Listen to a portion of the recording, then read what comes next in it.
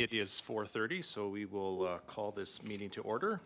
The Moorhead Public Service Commission welcomes and encourages customer input on issues listed on the agenda or of general water electric utility interest, time and commission permitting.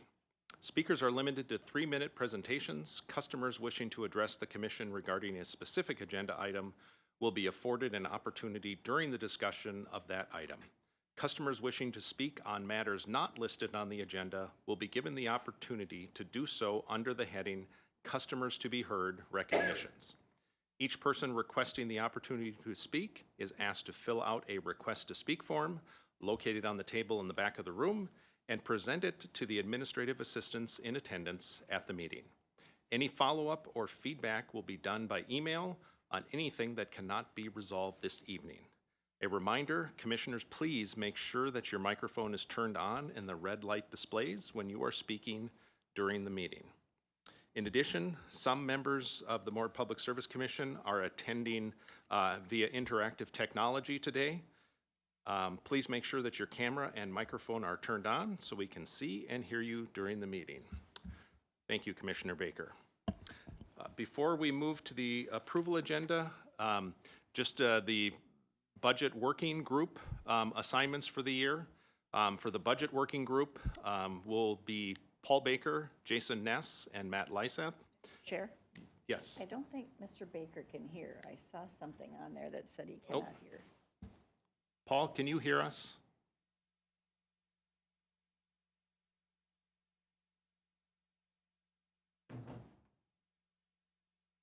Thank you, Commissioner Borgren. We'll wait.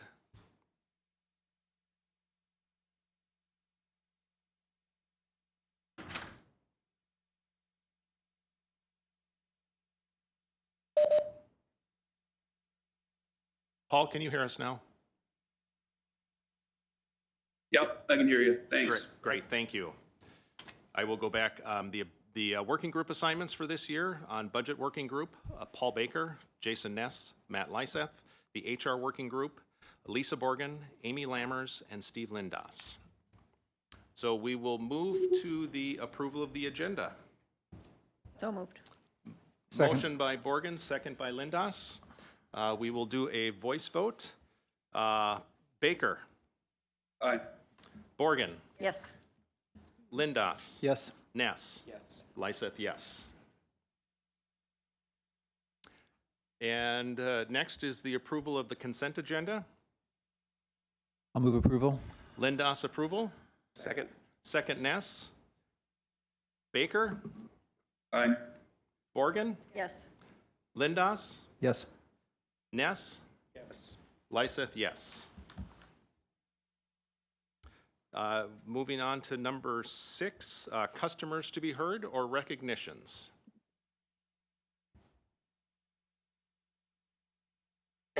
General Manager seat, there's nothing on the agenda for this time. All right. We have nothing under old business, so we'll move to number 8, reports, City Council. Thank you, Mr. Chair. So I am part of the legislative working group for the City of Moorhead, and my report basically will be about that group. We took a trip down to St. Paul to do some lobbying for the Moorhead Day at the Capitol, and there was 48 businesses and other leaders from Moorhead. Actually, there was like 6 people from Detroit Lakes in our group as well, but it was Moorhead and Dilworth and a few people from Detroit Lakes. And the legislative priorities that we talked to these lawmakers about was number 1 is our flood diversion funding. In order for the diversion to be certified by the Corps of Engineers, we have to have all of the work done. And there's about $18 million worth of lift stations that need to be done in the city of Moorhead. And then there is quite a bit of work that needs to be done south of town in the counties. So the total number that we need for the city and Clay County is close to 60 million. So we talked to them about that To be honest, the best thing that could happen to us in a terrible way would be to get a flood, so then they would see that we actually need this. We haven't had a flood for nearly 20 years, so it just isn't top of mind. But the biggest issue with not getting certified is that all of those homeowners who are still required to pay flood insurance when they really don't need it because we've done everything in town will have to continue to pay for that until it's certified. So it's kind of a pickle that we're in, and we were trying to get that message out to the various legislators. Another priority for the city of Moorhead is the border city legislation. And just for your information, that legislation only affects 5 cities on the western side of Minnesota. Moorhead being the largest city, East Grand Forks, Ortonville, Breckenridge, missing one. At any rate, we're not asking for any changes that would cost anything, so it's not a budgetary issue, but we would like some of the definitions in that border city legislation to be broadened so that other types of businesses could take advantage of those tax incentives. We do have the representative from East Grand Forks. His name is Gander. He is actually going to carry that bill for us, and we're feeling pretty good about that. So, and then of course, it's a bonding year, and the bonding issues that Moorhead is looking at are basically infrastructure, which is what bonding is supposed to be for. So it's wastewater, clean water, roads, bridges, et cetera. So we are looking for some bonding help. It's really kind of up in the air whether or not a bonding bill will be passed. We kind of got indications from some that it was a 50-50 chance. Others said 40-60. So we'll see if we can get a bonding bill. You know, it's a tied legislature, so they have to work together, which I think is actually kind of positive. So hopefully we'll get something done. So overall, it was a very productive couple days at the Capitol. And then our group is going down again next week for the Greater Minnesota Cities, has more lobbying, so we'll be going down for that too. So that's my report, Mr. Chair. Thank you, Commissioner Borgen. I did have the opportunity to go as well, and it was a great recap, but really good to see, you know, the entire greater Moorhead community with the city and business leaders and nonprofits all part of this mix, you know, down at our state capitol talking to our representatives and other representatives of the states about what the needs are in greater Minnesota. So I thought it was a really well-spent 2 days down there. Any commissioners, public service commissioners to report? I actually have something. Last month I was able to travel along with our general manager, Travis Schmidt, to the APPA legislative rally in Washington, D.C. APPA is the American Public Power Association, so they're representing all municipal power agencies like ourselves. There were 5 key things that the Minnesota municipal power agencies were really talking about. We were able to talk to all of our representatives, Fischbach, Smith, and Klobuchar, along with others that were very receptive to what we were talking about. But here are the 5 that were really being brought up. Municipal tax issues. As a bonding agency, we benefit from tax-free municipal bonds, which saves us roughly 2%. Which really adds up to millions of dollars a year. It not only affects Moorhead Public Service, it affects cities who bond also.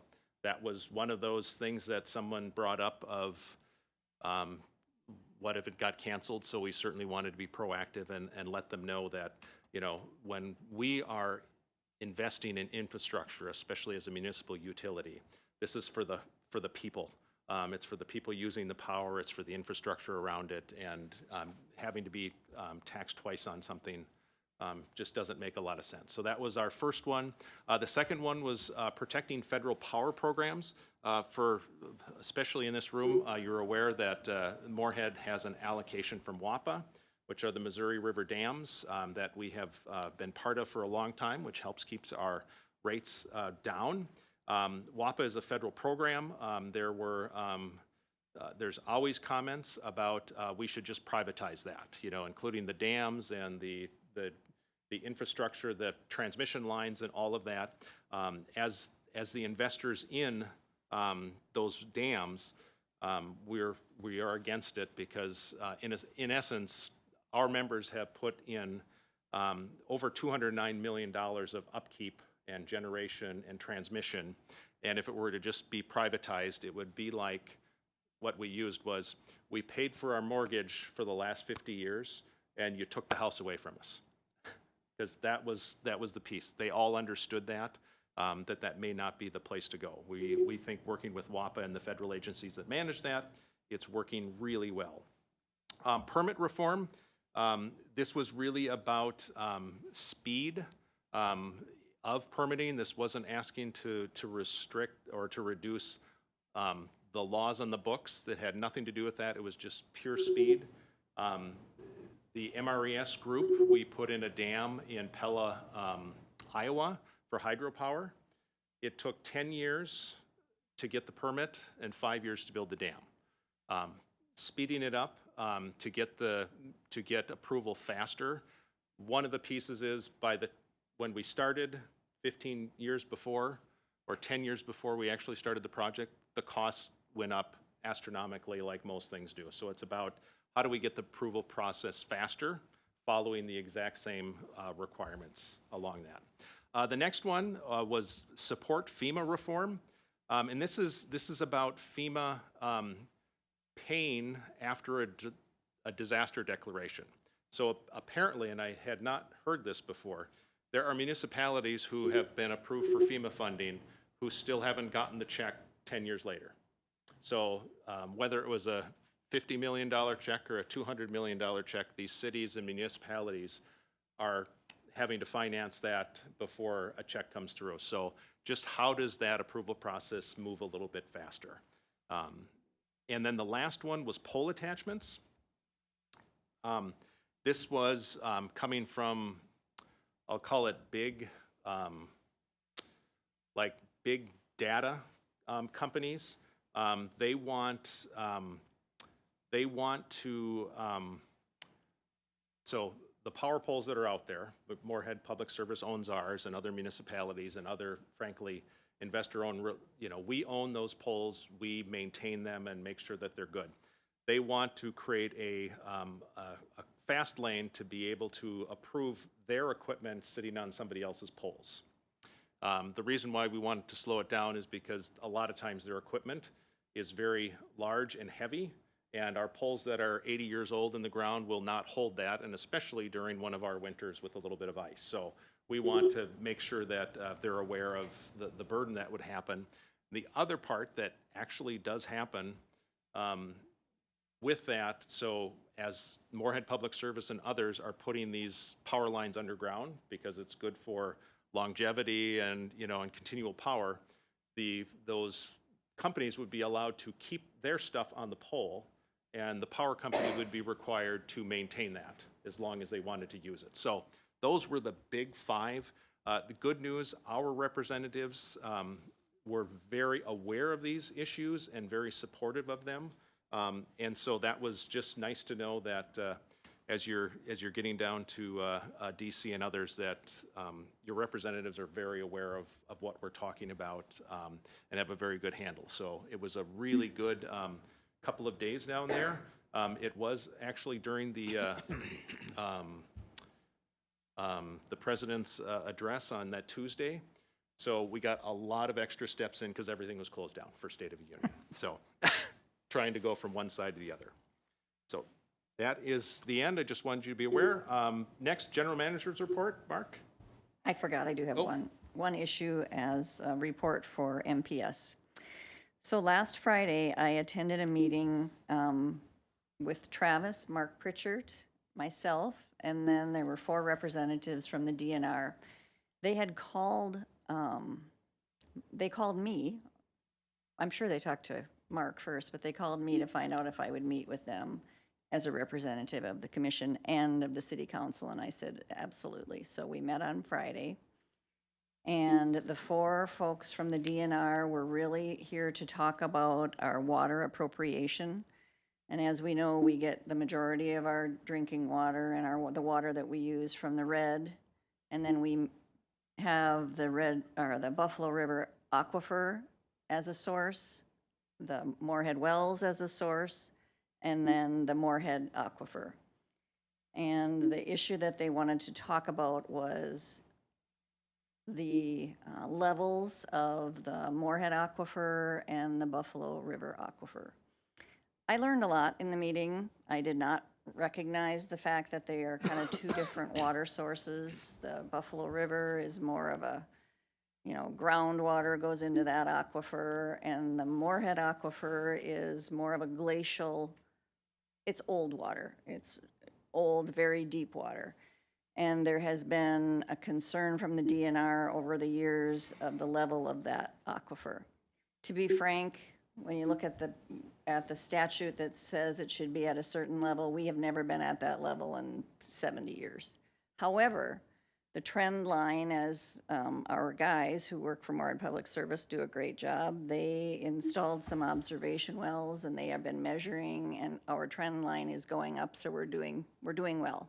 We're doing well at everything. They love Mark. Mark did a great job in his presentation. The issue was, when we blend our aquifer water with the red water, it draws down on our aquifer. And the reason we do that is because of the water quality at that time of year. So it's basically October to April where we have some issues with the water quality. So then we blend them to get good water. The bottom line of the meeting, in my view, and I did say it at the end because I wanted to make sure I understood what the bottom line of this meeting was, is that we are not in trouble by any stretch of the imagination. We're doing a good job. They want to continue to work with us and other partners and maybe businesses who are going to be big water users to just make sure that we have a plan in place in case we had a drought. They are asking for some different measurements, which Mark and his team have no problem getting them. And basically, it was a really good meeting. I felt really good about it. I didn't know what to feel when I was going in. When the DNR calls a meeting kind of at a short shrift, you're like, oh, what's going on? It was really a positive meeting in my view. So I think we could be really proud of our water people. So thanks, guys. Thank you, Commissioner Borgen. We will move on to the General Manager's report. Mark. All right, thank you, Commissioner Lyseth. We have 4 items on the agenda. I will have a couple members of the MPS team speak to 2 of those items, and then I'll handle the last 2. First up is the annual power factor assessment. Taylor Holt, the electric engineer, project engineer, will discuss that, explain why we do it, and the results of this year's testing. Good evening, Commission. Power factor is the ratio of real power to apparent power. Real power is the amount of power that is actually consumed by our customers. Apparent power, which consists of real and reactive components, is the total power transmitted to serve any load. Real power does work, while reactive power does not, though it is essential for maintaining the operation of magnetic and electrical fields in inductive and capacitive components. An example of an inductive component would be an electric motor. Why do we want high power factor? First off, it minimizes losses in the system. Second, it frees up system capacity. This additional capacity can defer the need for upgrades to the transmission and distribution systems. High power factor also helps keep voltage levels high and improves the stability of the transmission system. Low power factor, on the other hand, can lead to low voltages and overloading of the transmission system. MPS is required to maintain a power factor greater than 0.95 throughout the entire year. To account for possible data errors, MPS can drop below that 0.95 power factor threshold for a maximum of 10 hours throughout the year without being penalized. MPS's distribution system as a whole had no hours of their power factor being below 0.95 for 2025. MPS staff will continue to monitor power factor at the feeder level to identify low power factor customer loads and implement power factor correction strategies to avoid power factor issues at the entire system level. At this point in time, does anybody have any questions? So essentially, we maintained above 0.95 power factor throughout the entire year, which is our goal, and we had no blips on the radar. Thank you. Thank you very much. All right. The second item we have on the GM report is something that kind of answers or addresses Lisa's desire that we have some flooding this year. And unfortunately, the bad news is going to be delivered to us by Mr. Adam Benhart, MPS Construction Manager. He's got an update on the flood outlook for 2026. I'm terribly sorry, it's bad news. I really don't want a flood, I just need some money from the government. So the short of it is, we're looking really good this year. This is actually the second outlook since our last commission meeting, and went up slightly with the snowfall we had 2 or 3 weeks ago, and then now it's dropped back down, especially after this last storm missed us. So this will be the last flood outlook that the NWS will send out unless we get a bunch of rain. So right now, we're looking at some isolated minor flooding to moderate flooding in some different areas, but through Moorhead, we're looking pretty good to see almost no flooding this year. Any questions?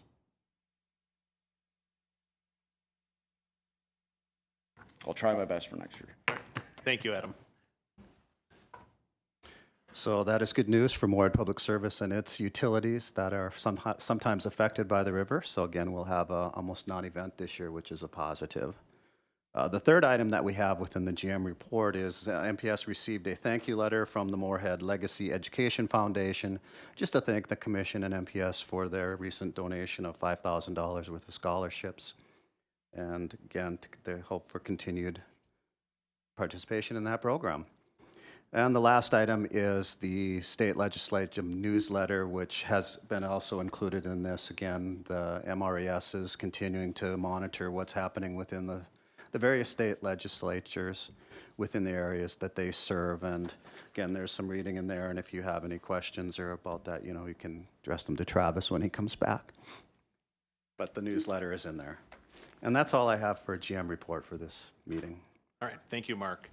Moving on to item 9, which is approve MPS's 2026 water main replacement projects. All right, I'll start that one off. This is an annual approval that's been on the books, I think, about since 2015 or 16. I tried to go back to see why we do this and when was the first time it appeared. And I think a lot of it started when they implemented what they call a water asset management plan back in 2014. And every year they bring up the plan for the upcoming year for water main replacement projects because of the need to coordinate work with the city projects to make sure we disrupt as little of the infrastructure as possible as we do our projects. So with that, I'll let Jake address the specifics for the 2026 water main replacement program. Thank you, Mark. As Mark mentioned, this item is to approve the 2026 water main replacement projects. MPS, just a little background, MPS's current strategic goal is to replace approximately 1.25 miles of cast iron water main annually. In 2013, MPS implemented the water main asset management plan, and since that time, MPS has spent about $14 million on replacing 15 miles of water main. To date, the distribution system contains approximately 20 miles of cast iron in need of replacement.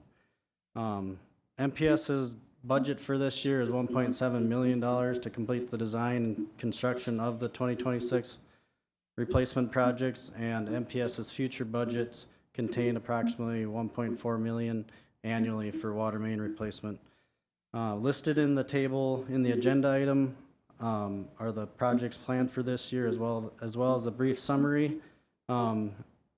These projects, MPS and city staff continue to coordinate and plan these to best fit both needs for water main replacement as well as street improvement plans.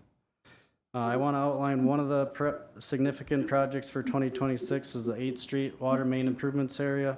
That was approved on the consent agenda to approve specs and authorize advertisements for bids. This project, as MPS and Apex Engineering began designing this project, the scope expanded and developed into a much larger project than originally planned due to future Minnesota Department of Transportation street improvement project, as well as just once we got into the design, there's an existing water main through a cemetery that we want to relocate and get that out of that area. So the project has gotten a little bit bigger. The bid opening for this project is on April 1st, and MPS will analyze the bids and bring back a recommendation at the April 14th commission meeting. In addition to that bidded project on 8th Street, MPS will self-perform additional water main improvements within the city street improvement plans, as well as 2 other smaller failure-prone projects. Overall, MPS is proposing to complete approximately 9,200 feet, which is about 1.7 miles of water main. MPS crews are currently scheduled to replace approximately 60% of water main, while 40% of the water main will be replaced or scheduled to be bid and completed by a contractor. With that, I will ask if you have any questions. Yes. So I think you already answered it, but when I was looking at the packet, I was wondering why we're doing 4 ourselves and we're bidding out 1, and sounds like it's the scope, the complexity, and it's just Yeah. a huge project. Yeah, it's a big project. With being along the 8th Street corridor, it turns into quite a larger project with traffic control and coordinating with the college, and there's work that needs to be done on Concordia's campus as well. And I mentioned that cemetery. It's kind of a unique spot there. We really want to get that water main out of there just because we don't want to ever be working in a cemetery. So we're relocating that water main that goes through there adjacent to the cemetery, and which really it's probably the best option we have, but it includes more water main, which is going to increase the cost of this project. But like I said, bids will come back, and we're interested to see what that is, and we can evaluate it at that point, the cost. Thank you. Yep. The city would appreciate some work on 8th Street, especially in that area, so I say. Yeah, I good job think, on 2 birds, 1 stone, so I know they'll appreciate that. yeah, and last year we had 3 water main breaks that disrupted traffic on 8th Street, and they're very costly on 8th Street because you have a very a costly traffic control plan. There's lots of restoration, and then of course disrupting traffic is a big one. That'd be a complete shutdown from May to October, similar to what we see kind of on First Avenue as with the bridge project, and then Center and Main? Or is that kind of a tiered project where this portion's shut down, this portion's shut down? Yeah, exactly. So attached to the agenda item is a map of kind of the different project locations, and it's really kind of unique. It's in 4 different spots. There's been water main replacement completed over the years. I think we're lucky enough to complete this one. It's pretty unique in being kind of scattered along about 3rd Avenue to 10th Avenue along the 8th Street corridor. But the good thing is we have it designed with a lot of trenchless technology, so a lot of directional boring. And we're hoping with that process we can eliminate full closures, keep it to a couple lanes or head-to-head traffic. But it will definitely still cause some traffic disruptions. And then MnDOT has a future street improvement plan for project for 2027. Yep. Commissioner Lindas? So this one has to do the bid project because it looks like, I mean, driving by 10th Avenue, there was water main breaks not too long ago. Yep. And so it sounds like that's going to address that issue. And so probably the homeowners along that area will probably be very thankful that they won't have more backhoes out in the middle of winter. Correct. Yep. That was definitely one of our big leaks this fall, and we've had plenty on that location on 10th Avenue. So one of the questions I always think about is, but you're only replacing a segment. And just for the people out there that are kind of worried, you know, as you replace the segments, you know, you now have a nice new PVC pipe coupled to an older, you know, do we find that coupling, you know, doesn't break? You know, where's the weak point? And, you know, and I mean, obviously we can't replace it all at once because we have limits to our budget plus also manpower. Yep. You know, if you look at this map, we're going to be connecting onto a combination of existing cast iron as well as we're really connecting onto newer replaced PVC.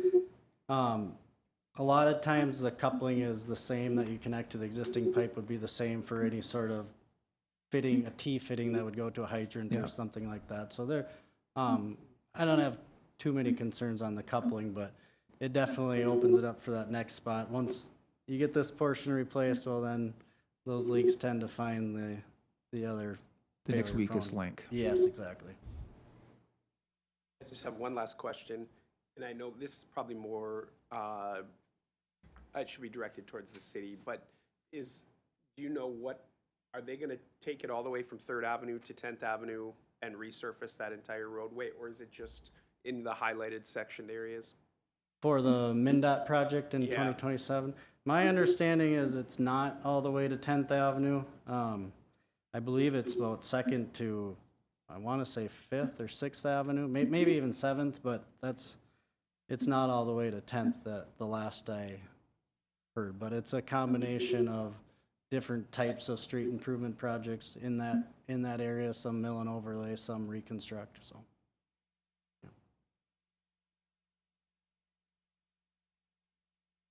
Thank you, Jake. Accept a motion to approve. So moved. Motion Second. Borgen, second Lindas. All those in favor? Baker, Aye. Borgen, Yes. Lindas, Yes. Ness. Yes. Lyseth, yes. Motion carries. Thank you very much. On to 11, where there is no need for executive session. So we'll just highlight the next Public Service Commission meetings, April 7th if needed, and rescheduled April 14th. That should all be on your calendar. Other opportunities, MMUA, Minnesota Municipal Utilities Association, legislative conference at the end of March. MRES annual meeting is in May. The AWWA annual conference in DC in June, and the APPA national conference in June and July.